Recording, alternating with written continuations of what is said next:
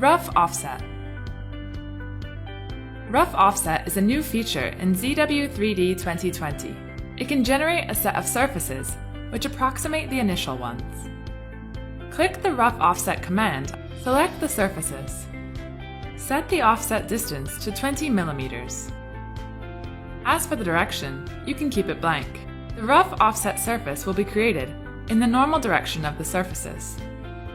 Now, let's try to modify other parameters. Set a larger step over distance. Then you will get a fuzzier surface. Check the Smooth Surface option. Then you will get a smoother surface. Put the surfaces together and see the difference after rough offset. It can help you to do the casting design more efficiently.